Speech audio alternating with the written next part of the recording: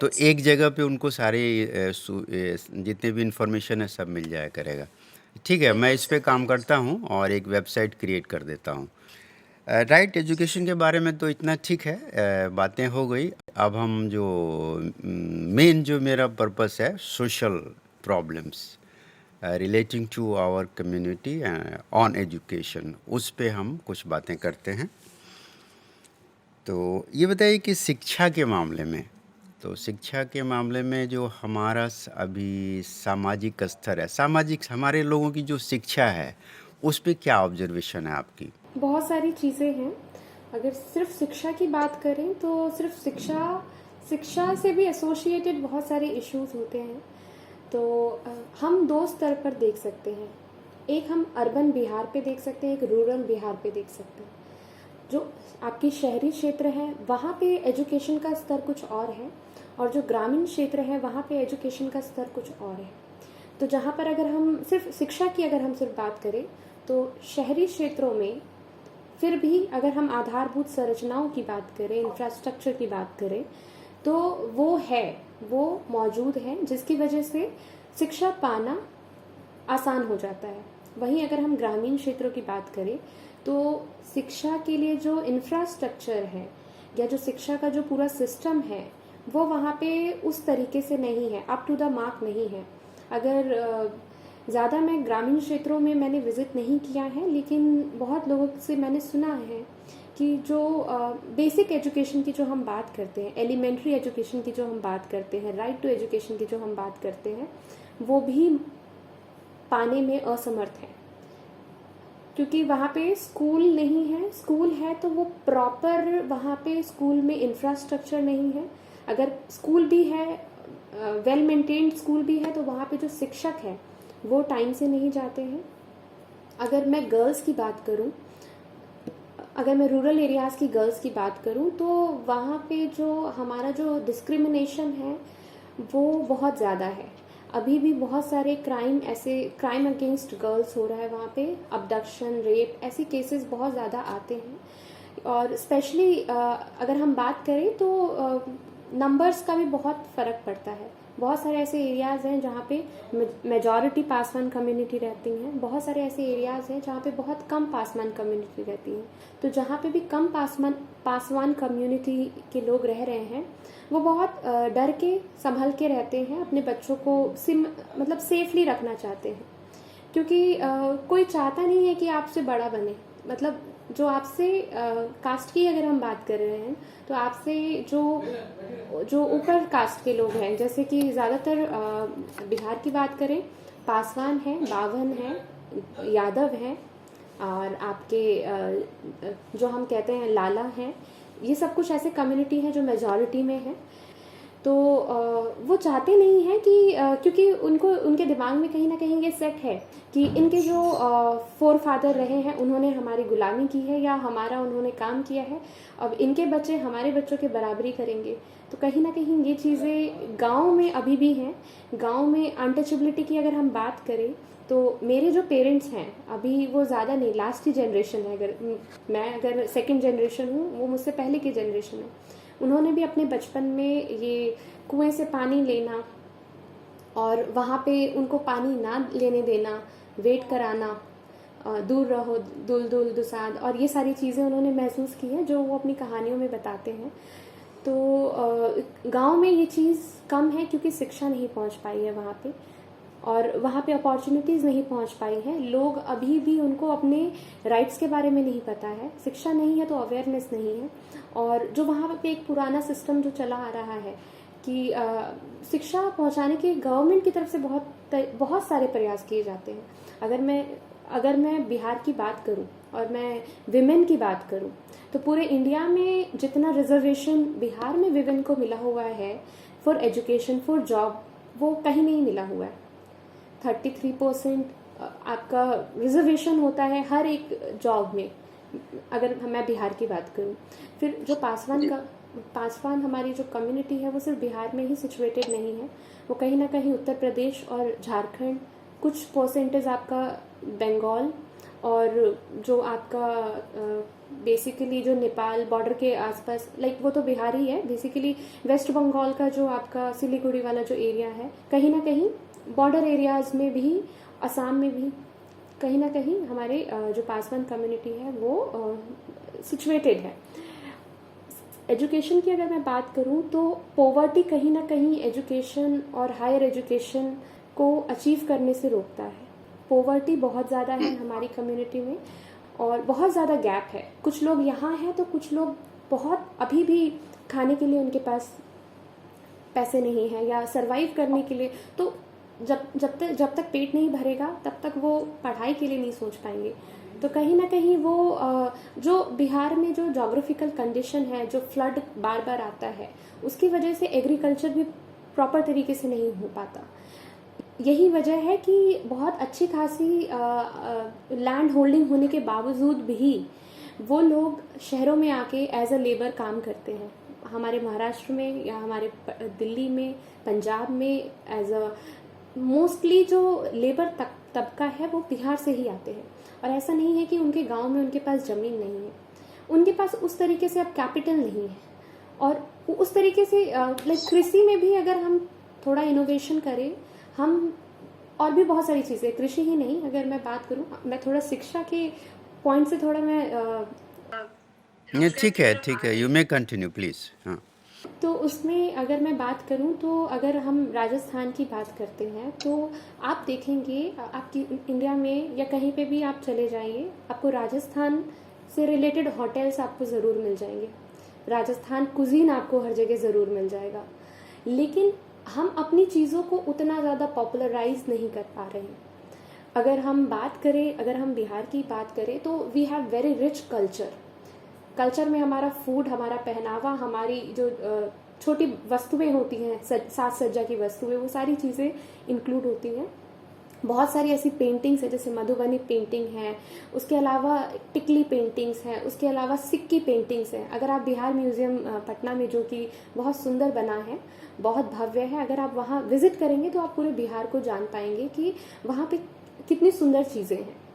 जो हमारे घर में खेंदरा जो सिला जाता है, खेंदरा इन द सेंस एक आपका जो मतलब रीयूज कितना हम करते थे अपने चीज़ों को, हम लोग, हमारा जो कल्चर है वो कितना ज़्यादा इन्वायरमेंट फ्रेंडली है। तो जो घर के जो सूती कपड़े बचे हुए होते थे उनको इकट्ठा कर करके उसको धागे से सिला जाता था और सोने के लिए एक छोटा सा बिस्तर तरीके का बनाया जाता था। तो अभी आप अगर देखेंगे तो उसी कंसेप्ट पे आपका दुपट्टा और साड़ी मिलता है, जिसमें उसी तरीके से सिलाई हुई होती है, जो कि उसका नाम मुझे अभी ध्यान नहीं आ रहा है, जिसका कॉस्ट है more than 5,000। मतलब अगर आप सस्ता से सस्ता ले तो कहाँ बनता है ये, कहाँ बनता है? सर वैसे तो ये कांथा बोलते हैं, कांथा साड़ी। ऐसे तो ये वेस्ट बंगाल में ले लिया है, बट कहीं ना कहीं अपने बिहार में भी उस तरीके का दरी के टाइप का वो बनता है, जो कि बहुत सॉफ्ट होता है।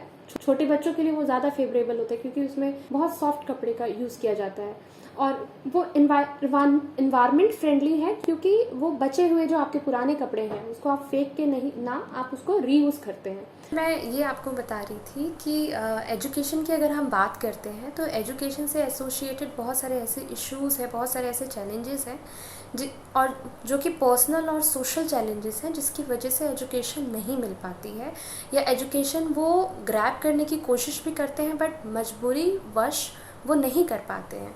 तो कहीं ना कहीं पॉवर्टी उसमें बहुत बड़ा रोल प्ले करता है। और पॉवर्टी को इम्प्रूव करने के लिए, पॉवर्टी भी क्यों है, क्योंकि सिर्फ एक फैमिली जो ब्रेड विनर है वो सिंगल है, एक 5 से 10 मेंबर का परिवार को चलाने वाला सिर्फ एक ही आदमी है। इसीलिए पॉवर्टी जो है वो उससे नहीं निकल के आ पा रहे हैं। तो कहीं ना कहीं पार्टिसिपेशन होना चाहिए, विमेंस का भी पार्टिसिपेशन होना चाहिए as a bread winner of the family.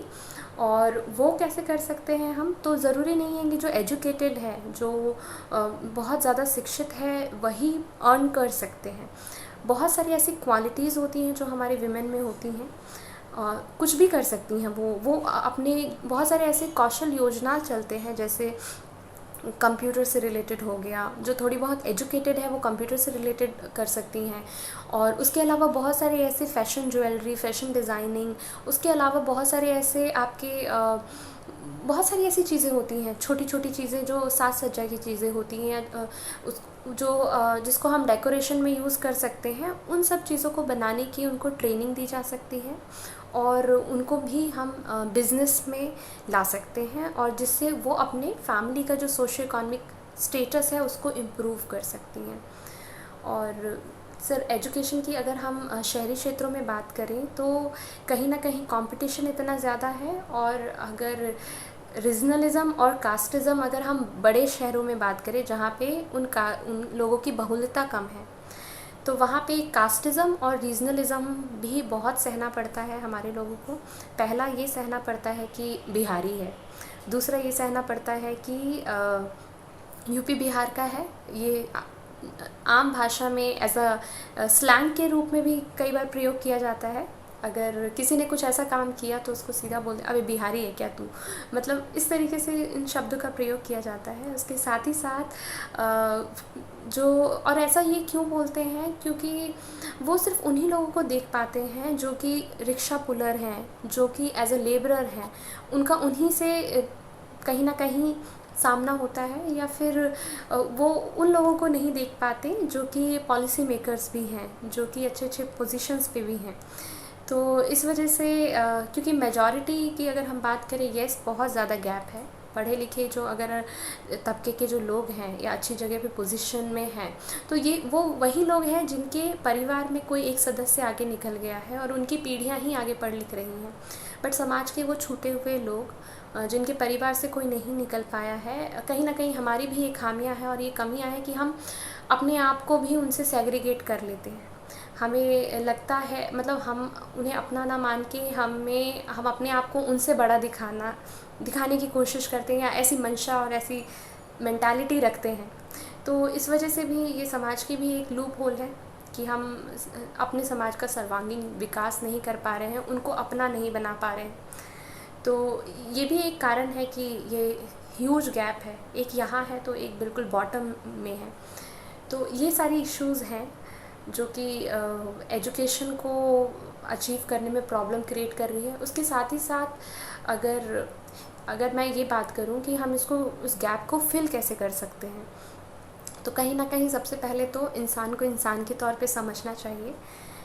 सभी इंसान हैं और सभी में वही जो कहते हैं हार्ड मास का बना हुआ इंसान है, और अपने दिल को थोड़ा बड़ा करना चाहिए कि हम बहुत वेलकमिंग रहे किसी के भी, इंसानियत के तौर पे भी और अपने समाज के तौर पे भी, कि अगर हमें ऐसा लगता है कि हम काबिल हैं किसी को थोड़ी भी मदद करने में, किसी भी तरह की मदद की अगर हम बात करें तो मदद सिर्फ पैसों के तौर पे ही मदद नहीं होती है। अगर आप किसी के साथ कहीं खड़े हो जाते हैं मुश्किल में, वो उससे बड़ी कोई मदद नहीं हो सकती है। अभी रीसेंट का ही मैं अगर अपने परिवार का ही एग्ज़ाम्पल लूँ तो पिछले 15-20 दिनों से पिछले 1 महीने के पहले मेरी मम्मी हॉस्पिटल गई, तो उन्हें डॉक्टर ने बोला कि उनकी रिपोर्ट्स में आया कि उनके ब्रेन में एन्यूरिज्म बन गया है, और वो इतना, उसका साइज़ भी काफ़ी बड़ा है, वो कभी भी रप्चर हो सकता है, जो कि अनरप्चर्ड था। रप्चर हो जाता है तो उसे हम ब्रेन हैमरेज कहते हैं, और हमारे इंडिया में या वर्ल्ड में बहुत सारे लोगों की डेथ ब्रेन हैमरेज की वजह से होती है, क्योंकि उनको समझ ही नहीं आता कि अचानक क्या हुआ। तो लकीली भगवान की कृपा है, ईश्वर की कृपा है कि हमें पहले पता चल गया। बट अभी बात आती है सर्जरी की, और brain surgery is a very huge और रिस्की सर्जरी। तो हमारे दिल्ली विश्वविद्यालय में मनीष कुमार हैं, एसोसिएट प्रोफेसर हैं पॉलिटिकल साइंस में, स्वामी श्रद्धानंद कॉलेज में। उनकी व्यक्तित्व ने मुझे बहुत प्रभावित किया है। वो इतने अच्छे इंसान हैं हमारे समाज के, वो अपने से भी ज़्यादा बढ़कर निस्वार्थ मदद करते हैं लोगों की। उनका नाम मैं बहुत ज़रूर लेना चाहूँगी। उन्होंने अपने जो भी उनके सोर्स थे, उन्होंने फ़ोन करके कम से कम 50 डॉक्टर से बात किया होगा कि इस इशू को कैसे रिजॉल्व किया जा सकता है। और उसके बाद उन्होंने आपस में बात करके कोऑर्डिनेशन करके हमारी बहुत हेल्प की, रात के 2-2 बजे 3-3 बजे तक। जैसे अपने परिवार का कोई खून का हमारा कोई रिश्ता उस तरीके से नहीं है, इंसानियत का जो रिश्ता मतलब खून के रिश्ते से ज़्यादा गहरा है, वो खड़े रहें बिल्कुल आखिरी तक। अभी भी वो पूछते हैं कि मम्मी की तबीयत ठीक है नहीं है, अभी ये प्रोसेस चल ही रहा है। 8 तारीख को उनका सर्जरी हुआ है, तो अभी प्रॉपर रिकवरी में अभी 5-6 महीने लग जाएंगे। तो ये चीज़ मैंने उन दिनों भी मैंने बहुत सारी चीज़ें सीखी अपने जीवन में कि सिर्फ पैसों से ही किसी की हेल्प नहीं होती है। अगर आप सिर्फ किसी के साथ हैं या आपने किसी 1-2 लोगों को, ज़रूरत वाले लोगों को, हेल्प करने वाले लोगों को मिला दिया, ज़रूरतमंद लोगों को जो हेल्प प्रोवाइड करा सकते हैं उनको ही आपस में मिला दिया, वही बहुत ज़्यादा बहुत हेल्पिंग है, बहुत ज़्यादा हेल्प हो जाती है किसी की। तो मुझे ऐसा लगता है कि हमें अपने मन को, अपने विचारों को बहुत खुला करना पड़ेगा। अगर अपने समाज का सच में विकास चाहते हैं तो सबको साथ में लेके चलना पड़ेगा। कोई मन में भेदभाव नहीं, कोई छोटा है बड़ा है ऐसा ना सोच के सबको अपना समझ के ही, दूसरों के बच्चे जो नीडी हैं उनको हम कुछ तो प्रोवाइड करा ही सकते हैं, एटलीस्ट हम उनको जानकारी ही प्रोवाइड करा सकते हैं। उस तौर पे हम अपने समाज को आगे बढ़ा सकते हैं, शिक्षा के क्षेत्र में भी और हर क्षेत्र में। आपने प्रोफेसर मनीष का जिक्र किया, तो मुझे वो जानते हैं बहुत अच्छी तरह, मैं भी जानता हूँ। और ये मेडिकल की जो आपने बात की, तो इस तरह का काम मैं बॉम्बे में पहले ज़्यादा करता था, अभी कम हो गया, थोड़ा एज हो गया, अब भाग दौड़ नहीं कर सकता हूँ जितना मनीष जी करते हैं। पहले मैं करता था बॉम्बे में। कैसे करता था, तो बॉम्बे में मैंने एक संस्था बनाई हुई है अपने समाज के लिए। जब मैं बॉम्बे आया था 1985 में, मुझे कोई एक भी पासवान कहीं दिखाई नहीं दिया। और तो फॉर्चुनेटली 1998 में मुझे एक आदमी से मुलाकात हुई। वो रेफरेंस लेकर बिहार से आए थे यहाँ पे। वो भी ज्योग्राफी के स्टूडेंट थे, जेएनयू से उन्होंने एमफिल किया था। और यहाँ Indian institute of population science है, उसमें उन्होंने हाँ आईआईपीएस में लेक्चरर ज्वाइन किया था 1998 में। नाम है उनका डॉक्टर बलराम पासवान। पीएचडी भी पूरा कर लिया उन्होंने, तो अभी तो शायद रिटायर भी हो गए होंगे, मेरे एज के हैं लगभग। तो उनसे पहली मुलाकात हुई, उन्होंने 2-3 लोगों का रेफरेंस दिया। फिर धीरे धीरे बढ़ते बढ़ते एक मैंने समाज क्रिएट किया बॉम्बे में। और 2006 में एक फॉर्मली जो है एनुअल फैमिली गेट टुगेदर का सिलसिला शुरू किया 2006 से, और वो काफ़ी दिनों तक चला। अभी 2017 से मैं नहीं हूँ, थोड़ा आउट ऑफ टच हूँ, तो तब तक मैं जब तक था चल रहा था। तो मैंने एक जो प्रॉपर संस्था बना दिया, उसका नाम रखा था अखिल भारतीय दुसाध उत्थान समिति। तो उसी दौरान मुझे मनीष से मुलाकात हुई थी 2011 में। दिल्ली में उन लोगों ने एक सम्मेलन किया था और मुझे इनवाइट किया था बॉम्बे से। जानते थे कि बॉम्बे में मैं करता हूँ, तो बॉम्बे से इनवाइट किया था, वहीं मुलाकात हुई थी। तो ये मेडिकल की फैसिलिटी की जो बात है, आपको बता दूं कि यहाँ पे बिहार से बहुत सारे लोग आते हैं कैंसर ट्रीटमेंट के लिए टाटा हॉस्पिटल में। तो जब मैं बैंक में था तो हमारे बहुत सारे स्टाफ आते थे, तो उनकी मदद करता था। फिर मुझे अचानक एक दिमाग में बात आई, मैंने क्या देखा कि वहाँ टाटा हॉस्पिटल में जाता था अपने किसी फ्रेंड के लिए कोई ट्रीटमेंट के ख्याल से, तो देखता था कि रोड पे ही वो बाहर से पूरे हिंदुस्तान से लोग आते हैं। वहाँ पे लोग रोड पे ही हैं, अपना बैग लिए हुए, पेशेंट भी है और जो उनके साथ पेशेंट का वार्ड है बैठे रहते थे। रश बहुत कम रहता है तो वेटिंग में। तो फिर ऐसे दिमाग में आया कि भाई देखो, अपने ही परिवार का कोई लोग आए या अपने गांव के लोग आए, अपने रिलेटिव आए, तो बॉम्बे में तो उसका ठिकाना नहीं है, तो क्या हालत होगी उसकी। ये बात मेरे दिमाग में बैठ गई। फिर मैंने क्या सोच लिया कि रिटायरमेंट के बाद ना मैं ये सेवा करूँगा अपनी कम्युनिटी का। तो रिटायरमेंट के पहले से मैंने शुरू कर दिया। 2006 में जो ऑर्गेनाइजेशन बनाया, तो मैंने वहाँ पे एक नियम बना लिया, मैं ही था उसका प्रेसिडेंट, कि जो गरीब पेशेंट आएगा बिहार से अपने कास्ट का, हम उसको 5,000 रुपया डोनेट करेंगे। और किया भी। एक बेगूसराय से पेशेंट आया था, आज से मतलब 10 साल पहले की बात बता रहा हूँ। उसको हमने हेल्प किया, उसको रहने की जगह नहीं थी, तो उसको यहाँ पे एक गाडगे महाराज धर्मशाला है, वो मैंने अरेंज करवाया, वो भी दिल्ली के थ्रू ही कराया। दिल्ली में हमारे एक शंभू जी हैं, डॉक्टर शंभू कुमार, तो वो बीजेपी के नेता हैं, और जो धर्मशाला है उसका मैनेजमेंट बीजेपी के हाथ में, तो उनसे सिफारिश करके उसको एक रूम दिलाया। तो वहाँ पे मात्र 30 रुपीज़ पर डे लगता है, और खाना पीना सब फ्री। तो he was there for continuously for a month.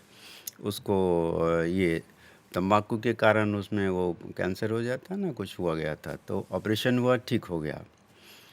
तो ये काम मैंने भी शुरू किया था, और अभी भी कर रहा हूँ। कोई से फ़ोन आता है तो कर देता हूँ, अब उतना फिर एक्टिवली नहीं करता हूँ। इवन मनीष का भी 2-3 लोगों ने केस रेफ़र किया था, और मुझे जो हो सका मैंने आई डिड इट। तो ये मेरी भी टेंडेंसी है हेल्प करने की, जैसा मनीष जी करते हैं दिल्ली में, मैं बॉम्बे में करता हूँ।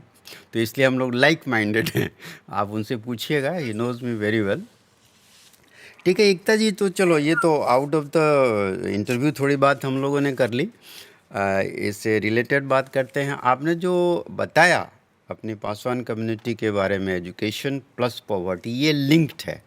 मतलब एजुकेशन जो है, पिछड़ने का कारण ही पॉवर्टी भी एक इसका रूट कॉज है। तो इसको, मेरा जो विचार है कि हम लोग जो पढ़े लिखे लोग हैं, जो पढ़ लिख लिए, थोड़ा आगे बढ़ गए, हम भी उसी गांव से आए हैं, ऐसे ही थे हमारे भी जो पूर्वज थे। तो आप 2-3 पीढ़ी पहले जाओ तो वही मिलेगा, चौकीदारी। हमारे नाना दादा भी चौकीदार ही थे, इसमें कोई शर्म की बात नहीं है, क्योंकि थे ही, तो अब क्या करूँ मैं। पिताजी पढ़े लिखे, मेरे फादर पढ़े लिखे, दादाजी ने उनको पढ़ाया, एजुकेशन का इम्पोर्टेंस समझा। वो अंग्रेज़ों के दरबार में मेरे दादाजी सिपाही थे, तो वहाँ देखा कि पढ़ने का क्या इम्पोर्टेंस है, तो अपने बेटे को पढ़ाया। वो पढ़ गए तो फिर मैं पढ़ गया, मैं पढ़ गया तो फिर मंजुल को देख ही रही हैं, वो भी पढ़ लिया। तो अब जो हम लोग पढ़े लिखे लोग हैं, और हमारे जो भाई बहन गांव में अनपढ़ हैं, अशिक्षित हैं, या बहुत कम पढ़े लिखे हैं, उनको फिर उनके अपलिफ्टमेंट के लिए हम सोचते हैं कि हम लोग को मिलके कुछ करना चाहिए। तो इस दिशा में प्रयास हो भी रहा है। बहुत सारे आजकल तो हमारे समाज की संस्थाएं बन गई हैं, और कुछ ना कुछ काम कर रहे हैं, बट उतना नहीं कर रहे हैं कि जितना होना चाहिए। हमें जो कुछ अगर अचीव करना है समाज के लिए कुछ, तो we have to do something better, some more. तो इसमें आप कुछ सुझाव देना चाहेंगे कि भाई how to improve our conditions, social conditions, educational conditions, economic conditions. मैं तो पर्टिकुलरली आपको चूँकि आप एजुकेशन से रिलेटेड हैं, तो उसी पे क्वेश्चन करूँगा। इकोनॉमिक कंडीशन के लिए जो बिजनेसमैन हैं, जो अच्छा पैसे वाले हैं, दे विल टैकल इट, उनको हम लोग टारगेट करेंगे। तो एजुकेशन को कैसे इम्प्रूव किया जाए, कोई आप इम्प्लीमेंटेशन पार्ट, कि हम भाई हमारे लोग नहीं पढ़े लिखे हैं, तो हम उनमें कैसे पढ़ने की प्रवृत्ति पैदा करें, कुछ साधन प्रोवाइड करें, बुक्स प्रोवाइड करें, ऐसा कुछ प्लान है आपके पास? कुछ सुझाव देना चाहेंगे इस पे? सबसे पहले मैं कुछ इश्यूज़ के बारे में भी बात करना चाहूँगी। तो अगर हम एजुकेशन की ही बात करें, तो कहीं ना कहीं जेंडर के बेसिस पे भी डिस्क्रिमिनेशन है हमारे समाज में, हमारी सोसाइटी में। और उसके पीछे भी एक कॉज है कि डॉरी सिस्टम बहुत ज़्यादा प्रिवलेंट है। आप बहुत अच्छे पोजीशन पे पहुंच के भी आप डॉरी का डिमांड करते हैं, और वो डॉरी का डिमांड भी बहुत ह्यूज होता है। और शायद एक मध्यम वर्ग का परिवार जो सरकारी नौकरी करके जैसे तैसे अपने परिवार को अपनी हेल्थ इश्यूज़ और एजुकेशन प्रोवाइड करा पाता है, उसके अलावा बहुत ज़्यादा पैसे इकट्ठा करना अपनी डॉटर को देने के लिए, और सेम चीज़ फिर वो करता है जब अगर उसका बच्चा कुछ अच्छा कर जाता है, किसी पोजीशन पे पहुंचता है, तो वो सेम चीज़ लाइक उसको कंपनसेट करने के लिए डॉरी का डिमांड करना। तो ये चीज़ भी कहीं ना कहीं एजुकेशन से रिलेटेड मैं मानती हूँ, कि अगर एजुकेशन भी ऐसा नहीं है कि आपको आपका कैपिटल नहीं लग रहा है, उसमें भी आपका खर्चा होता है। पढ़ाई में भी आपके, चाहे आप लड़की को पढ़ाएं या लड़के को पढ़ाएं, तो कहीं ना कहीं खर्चा होता है। तो मुझे जहाँ तक लगता है कि जो गर्ल्स हैं, गर्ल्स के लिए कहीं ना कहीं शिक्षा के क्षेत्र में ही जो परिवार है वो उनके लिए भेजना वो उचित मानते हैं, क्योंकि शायद उनको लगता है कि घर भी संभल जाएगा और अर्निंग भी होगी थोड़ी बहुत। तो ये भी एक कारण है कि बहुत सारी महिलाएं जो हैं हमारे समाज में, हमारे गांव में जो रहती हैं, स्कूल्स टीचर तो मोस्टली रहती हैं, 80% स्कूल टीचर्स आपको मिल जाएंगी। और तो मुझे लगता है ये नहीं करना चाहिए, दोनों को इक्वल अपॉर्चुनिटी मिलना चाहिए, दोनों का इंटरेस्ट देखना चाहिए। अगर जैसे ये तो चीज़ें सिर्फ हमारे समाज में ही नहीं है, सिर्फ हमारी कम्युनिटी में ही नहीं है, ये ओवरऑल इंडिया में ही इस तरीके का स्ट्रक्चर है और स्टेट में इस तरीके का स्ट्रक्चर है। तो सबसे पहले तो इस चीज़ को ख़त्म करना चाहिए। उतना ही टाइम, उतना ही स्पेस, फ्रीडम गर्ल्स को भी मिलना चाहिए जितना बॉयज़ को मिलना चाहिए। और गर्ल्स को भी मुझे लगता है कहीं ना कहीं अपनी तरफ से उनके अंदर भी ये इच्छा होना चाहिए कि मैं भी अपने परिवार को संभाल पाऊँ, मैं भी उतनी ही, जैसे मेरा भाई है या मेरे परिवार के जो मेल मेंबर्स हैं वो स्ट्रांगली जॉब के लिए ओरिएंटेशन उनका है, जितना उनका है वो भी उनका भी होना चाहिए। क्योंकि मैं देखती हूँ, गांव जाती हूँ, जो बहुत सारी ऐसी गर्ल्स हैं जो कि एक सर्टेन एजुकेशन के बाद they are just waiting for marriage. कहीं ना कहीं उनको ये लगता है कि जो उनकी लाइफ की जो खुशियाँ हैं या आकांक्षाएं हैं वो शादी के बाद ही फुलफ़िल हो सकती हैं। तो कहीं ना कहीं वो अपना पढ़ना छोड़ देती हैं, कहीं ना कहीं वो अपने आप को, मतलब वो सोचती है कि अब शादी ही करनी है तो क्या करें, जो कि गलत है, जो कि उस डिफरेंस को कहीं ना कहीं बढ़ा ही देता है। तो सबसे ये भी एक इशू है जो मैं उठाना चाहती हूँ। और हमारे समाज के जो लोग हैं उन्हें समझना चाहिए कि जितनी मुश्किल से वो मेहनत करके पैसे इकट्ठा करके अपने बच्चों को पढ़ा रहे हैं, वो भी अगर किसी दूसरी परिवार की बेटी को अगर लाना चाह रहे हैं उसके लिए जो वो डिमांड करते हैं। और आश्चर्य की बात ये है कि जिसकी अर्निंग जितनी ज़्यादा है उनका डिमांड उतना ज़्यादा है। तो ऐसा बिल्कुल, बिल्कुल। कई बार ऐसा महसूस होता है कि क्या आप केपेबल नहीं हैं कि आपको दूसरे से पैसे मांगने की ज़रूरत पड़ रही है, या आपके घर में ऐसी, मुझे नहीं लगता आज के वक्त में किसी के भी घर में टीवी, फ्रिज और ये सारी चीज़ जो आपकी आवश्यक जो वस्तुएं हैं वो नहीं होती। वो जब आपके पास ऑलरेडी है तो आप दूसरा डिमांड कर रहे हैं, उसको आप कहाँ रखेंगे, लाइक। तो कहीं ना कहीं मैं इसके बहुत ज़्यादा ही अगेंस्ट में हूँ, जो दहेज प्रथा है, मैं इसके मतलब बहुत स्ट्रिक्टली मैं अगेंस्ट में हूँ उसके। ये कहीं ना कहीं पढ़ाई को रोकता है, ये कहीं ना कहीं एक इनसिक्योरिटी पैदा करता है। क्योंकि और ऐसा नहीं है कि ये सिर्फ उन गर्ल्स के साथ होता है जो कि कम शिक्षित हैं, अच्छी पोजीशंस में जो है, जॉब में हैं, उनको भी इन चीज़ों को फेस करना पड़ता है। तो ये तो एक सोशल इश्यूज़ है जिसको भी कहीं ना कहीं इसमें भी बदलाव लाने की बहुत ज़्यादा आवश्यकता है। और अब मैं बात करूँगी कि मैं या फिर हम सब मिलके ऐसा क्या कर सकते हैं कि एजुकेशन जो है वो सभी बच्चों तक रीच हो सके। तो हम जितने भी लोग हैं जो शिक्षा से जुड़े हुए हैं, जो अलग अलग क्षेत्रों से जुड़े हुए हैं, वो जैसा कि पहले भी मैंने आपको बताया था, सबसे पहले तो हम सच में कुछ एक ऐसा फाउंडेशन बना सकते हैं जिसमें जो बहुत पुअर हैं, जो बिल्कुल अफोर्ड नहीं कर सकते, उन बच्चों को हम आइडेंटिफाई करें और उनको good quality basic education provide कराए। सबसे पहले प्राइमरी एजुकेशन उनकी स्ट्रॉन्ग करें, स्कूल एजुकेशन उनको अच्छा प्रोवाइड कराए, ताकि कंपटीशन में जब वो आए तो वो अपने लेवल पे ही compete कर पाएँ। क्योंकि अगर आप बेसिक्स अच्छा नहीं दोगे और वो पढ़ते जा रहे हैं, आगे बढ़ते जा रहे हैं, बट कंपटीशन में जब आते हैं तब तो कोई नहीं देखता कि कौन दुसाद है, पासवान है, एससी है। कंपटीशन तो सबके लिए इक्वल होता है, चाहे कोई सरकारी स्कूल से पढ़ के आया हो, चाहे कोई आपका मिशनरीज से पढ़ के आया हो, या मायो से पढ़ के आया हो, या जो भी बड़े बड़े स्कूल्स हैं, सब एक ही प्लेटफॉर्म पे आ जाते हैं जब कंपटीशन की बात होती है, एग्ज़ाम्स की बात होती है। तो वो अगर बच्चे अच्छे से पढ़ के वहाँ तक नहीं पहुँचे हैं तो वो तो ऐसे ही आउट ऑफ द रेस हो जाएंगे।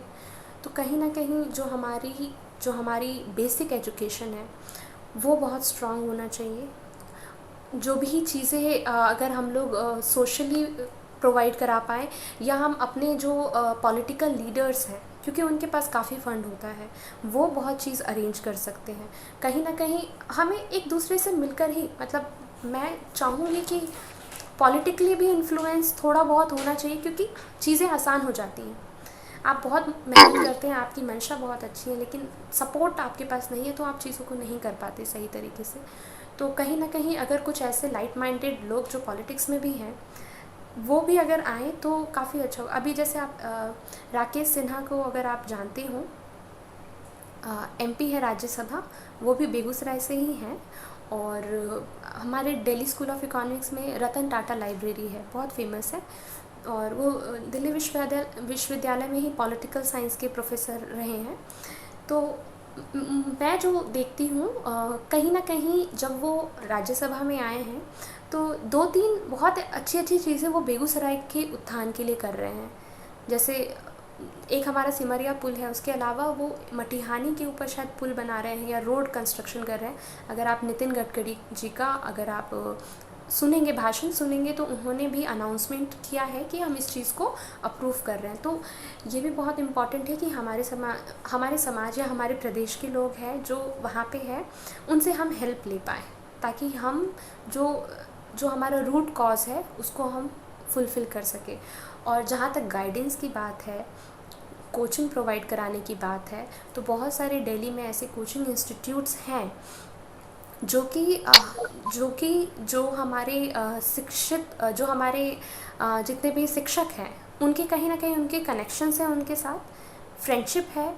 तो और कहीं ना कहीं कुछ ऐसा परसेंटेज होता है जहाँ पे गरीब बच्चों के लिए भी वो 10%, 25% वो फ्री में उनको जो भी पोटेंशियल स्टूडेंट है उसको वो प्रोवाइड करा सकते हैं। तो मैं यही कहना चाहूँगी, और जो भी गाइडेंस वगैरह है, जो भी जिस फील्ड में है, उस फील्ड से अपना थोड़ा सा समय निकाल के उन बच्चों को गाइड ज़रूर करें। तो ये तो आपने बहुत अच्छी चीज़ें बताई, प्रॉब्लम्स भी बताया और उसका सॉल्यूशन भी बताया। जहाँ तक आपने फाउंडेशन की बात कही है कि हमें बनाना चाहिए, तो इनफैक्ट इस लाइन पे मैंने कोशिश की थी, लेकिन सक्सेस नहीं हुआ। नहीं, मैं चाहता था कि दिल्ली में एक अच्छा सा फाउंडेशन बने और ये शिक्षा के क्षेत्र में हम कुछ करें। मेरा फोकस शिक्षा, एजुकेशन पे ज़्यादा था, तो कि एक्सक्लूसिवली मैं एजुकेशन के लिए सोचा कि ये एक इशू लेकर चलें। एजुकेशन ले लो, मेडिकल ले लो, इकोनॉमिक अदर एक्टिविटीज़ ले लो। तो हम अभी क्या करते हैं, जो हमारी संस्थाएं बनी हुई है, एजेंडा आप देखेंगे फेसबुक में, मैं देखता रहता हूँ, व्हाट्सएप में भी। आज कोई ये मीटिंग जहाँ जहाँ किसी की ऑर्गेनाइजेशन की होती है, तो बहुत सारा एजेंडा रहता है, 20 पॉइंट्स 15 पॉइंट्स का एजेंडा रहता है, लेकिन अगर हकीकत में आप देखें तो वो इम्प्लीमेंट नहीं हो पाता है। तो मैंने अपना एक कॉन्सेप्ट निकाला है कि एक इशू लो, एक आदमी, एक ऑर्गेनाइजेशन एक इशू लो और उसको इम्प्लीमेंट करो अच्छी तरह से। तो दिल्ली में मैंने कोशिश की थी, 2016 में एक बहुत अच्छा सम्मेलन हुआ था लोधी रोड में। डॉक्टर दिवाकर जी थे, उन लोगों और उनके कुछ फ्रेंड्स थे, उन लोगों ने ऑर्गेनाइज़ किया था and I was invited from Bombay. तो मैं भी गया था, मेरा भी योगदान था थोड़ा बहुत प्लानिंग में। तो मैं सोचता हूँ कि जो आपका सुझाव है इस पे हम लोग वर्कआउट कर सकते हैं। अब जो लाइक माइंडेड लोग हैं तो हम लोग फिर से इनिशिएट कर सकते हैं और एक दिल्ली में फाउंडेशन बनाएंगे और एजुकेशन पर्पस के लिए। वो जो प्लानिंग बनी थी उस समय, वो अभी भी मेरे पास है, उसका मैंने ड्राफ्ट भी तैयार कर लिया था। It was about to be registered but somehow कुछ नहीं हो पाया। तो we can revive it, Manish को भी पता है। तो अब फिर से करते हैं शुरू। और मेरा जो इंटरव्यू का ये अपना जो मैंने शुरू किया है, एक्चुअली मेरा मोटो वही है कि कुछ करना आगे। ये इस इंटरव्यू के माध्यम से आप लोग जुड़ेंगे, एक इंटेलेक्चुअल्स का चेन बन जाएगा। तो इंटेलेक्चुअल्स जब एक प्लेटफॉर्म पे आएंगे ना, तो कुछ ना कुछ रिजल्ट निकलेगा। मेरा अल्टीमेट जो मेरा टारगेट है ना, वो उधर ही है। और बिल्कुल, अब जैसे आपने बहुत सारी समस्याएं कहीं इश्यूज़ का, तो डाउरी का भी आया, तो ये मैसेज तो जाएगा ही समाज में कि देखो भाई, हमारे समाज की लड़कियां क्या सोच रही हैं। वेदर इट इज़ राइट और रॉन्ग। तो लोग तो सोचेंगे ना, कुछ ना कुछ तो दिमाग में हरकत होगी ही उनकी, इसका फ़ायदा तो होगा ही। तो ठीक है, आज का ये बहुत बड़ा मतलब काफ़ी फ्रूटफुल डिस्कशन हमारा रहा, और मैं आशा करता हूँ कि फिर हम लोग मिलजुल के, हम लोग क्या आप लोग ही करोगे, अब हम लोग का एज तो अब गया, थोड़े दिन के मेहमान हैं तो हम लोग गाइड कर देंगे, वी विल गाइड यू। जो मेरे पास प्लानिंग है, अपनी प्लानिंग भी मैंने कुछ की हुई है, तो मैं ऐसे इंटरव्यू के माध्यम से ही थोड़ा थोड़ा बताता रहूँगा, और अब ज़रूरत पड़ी तो सेपरेट उसके लिए अलग से वीडियो बना के मैं सोसाइटी को दे दूँगा। मेरा जो कॉन्सेप्ट है, तो कोई ज़रूरी नहीं कि मेरा जो कॉन्सेप्ट है वो सही हो, तो वो एक आपको बेसिक आइडिया मिल जाएगा, उसको फिर आप डेवलप कीजिए, उसमें अमेंडमेंट कीजिए, उसको मॉडिफाई कीजिए और अच्छा सा काम कीजिए। वो that I will do. Thank you very much. समय काफ़ी समय हो गया, और भी कुछ इश्यूज थे, तो अब फिर कभी दोबारा डिस्कस कर लेंगे। और धन्यवाद देता हूँ कि आप आई और बड़ी अच्छी बातें कही हमारे समाज के लिए, और समाज के लोग कुछ न कुछ तो ज़रूर सीखेंगे आपसे, ये तो I am very much sure. Okay, bye. Thank you so much, sir, for providing me this kind of opportunity. Thank you so much, sir. Okay, Nice to talk okay, to you. Okay. तो दोस्तों, ये थी एकता जी, और आपने उनकी बातें सुनी, बहुत ही अच्छा डिस्कशन उन्होंने किया और बहुत सारी समस्याएं बताई और उसका समाधान भी बताया। तो ये सब हम लोग के लिए एक सीखने की बात है, और उस पर कुछ अमल करने की बात है। तो मैं समझता हूँ कि हम लोग इससे कुछ सीख भी लेंगे और आगे कुछ कार्यक्रम बनाने की कोशिश करेंगे, जिससे हमारा समाज उन्नत हो। तो अब आज के लिए हमें इजाज़त दीजिए, फिर हम अगले वीडियो में किसी दूसरे मेहमान के साथ मिलते हैं और उनके भी विचार जानेंगे, और ये इंटरव्यू का सिलसिला चलता रहेगा ताकि हमारा समाज इससे फ्यूचर में लाभान्वित हो सके। और मेरी गुजारिश है कि आप इस प्रोग्राम को देखें ज़रूर। आप देखेंगे तो हम में कुछ जागृति आएगी, लोगों में जागृति आएगी। इसको शेयर कीजिए, इवन रूरल एरियाज़ में भी शेयर कीजिए, वहाँ के लोग भी देखें और उनमें भी कुछ चेतना हो कि भाई हमें कुछ करना है अपने समाज के लिए। तो thank you very much for today, we will meet again.